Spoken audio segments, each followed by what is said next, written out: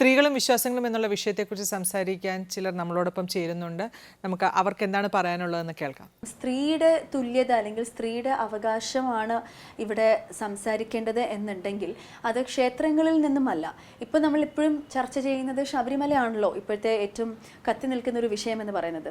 അപ്പം ശബരിമലയിലേക്ക് പോകുന്ന സ്ത്രീകളുടെ സുരക്ഷയല്ല ശരിക്കും നമ്മൾ ഉറപ്പുവരുത്തേണ്ടത്.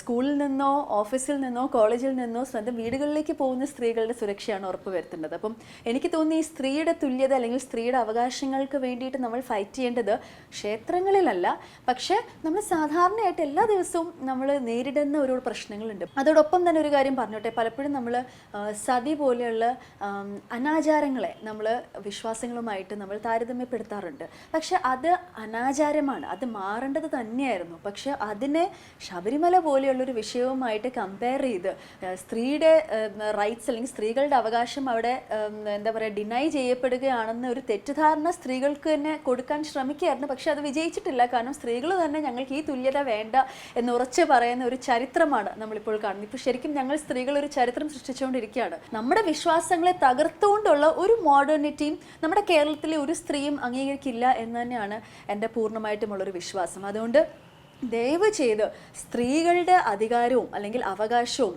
വിശ്വാസങ്ങളെയും തമ്മിൽ കൂട്ടിക്കുഴച്ച് ഒരു അവിയലാക്കരുത് എന്നാണ് എൻ്റെ ഒരു എളിയ അഭ്യർത്ഥന. എനിക്ക് ഒന്നാമത് ഈ പറഞ്ഞ മാതിരി ഡിസ്ക്രിമിനേഷൻ തന്നെയാണ് അപ്ലൈ ചെയ്യുന്നതിന് യാതൊരു സംശയവുമില്ല. കാരണം ഇവിടെ ഇപ്പോൾ ഈ സ്ത്രീകൾ പോകരുത് എന്ന് പറയുന്നത് ഏത് തരം വാദത്തിന്മേലാണ് ഉറപ്പിച്ചിരിക്കുന്നതെന്ന് ശ്രദ്ധിക്കണം. യൗവനയുക്തയായ സ്ത്രീ ശരീരം നൈഷ്ഠിക ബ്രഹ്മചര്യത്തിന് തടസ്സമാണ് എന്നുള്ള വാദമാണ് ഉന്നയിക്കപ്പെട്ടിട്ടുള്ളത്.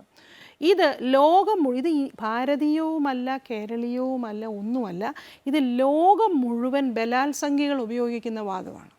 അതായത് ഒരു യൗവനയുക്തയായ സ്ത്രീ ഉണ്ടാക്കുന്ന ഒരു പുരുഷൻ്റെ മനസ്സിൽ ഉണ്ടാക്കുന്ന ചില ചലനങ്ങൾ, ഈ ചലനങ്ങൾ എന്ന് പറഞ്ഞാൽ അതിൻ്റെ കുറ്റം ഈ യൗവനയുക്തയായ സ്ത്രീയുടെ ശരീരത്തിനാണ്.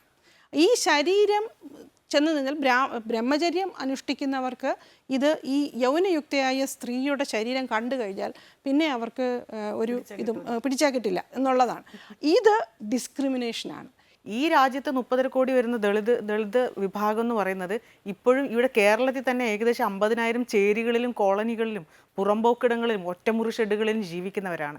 ഈ കഴിഞ്ഞ ഒരു 3 വർഷത്തിനിടയിൽ തന്നെ 357 ബലാത്സംഗങ്ങളാണ് ഞങ്ങളുടെ ഇടയിൽ കുട്ടികൾക്ക് നേരിടേണ്ടി വന്നിട്ടുള്ളത്. 15 വയസ്സിൽ താഴെയുള്ള കുട്ടികൾക്ക്.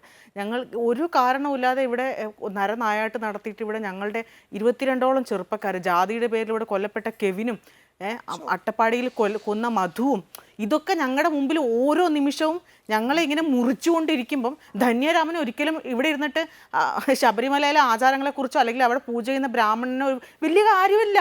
ഇതൊന്നും ഈ ഒരു വിഷയങ്ങളൊന്നും ഞങ്ങളെ സംബന്ധിച്ച് ഒന്നുമല്ല. പിന്നെ സമൂഹമായിട്ട് നമ്മളെപ്പോഴും ഇടപഴകണം, സമൂഹമായിട്ട് സംവദിക്കണം. അപ്പം അതുകൊണ്ട് ഞാനും നിങ്ങളും തമ്മിൽ തുല്യത പാലിക്കണം എന്നുള്ളൊരു ഒരു വിശ്വാസം ഞങ്ങൾക്കുള്ളിലുണ്ട്. എല്ലാ മനുഷ്യരോടും സഹകരിക്കണം എന്നുള്ളത്. അതുകൊണ്ടാണ് നമ്മളെല്ലാ ചർച്ചകളിൽ പോകുന്നതും എല്ലാവരോടും സഹകരിക്കുന്നതും സംവദിക്കുകയും ചെയ്യുന്നത്.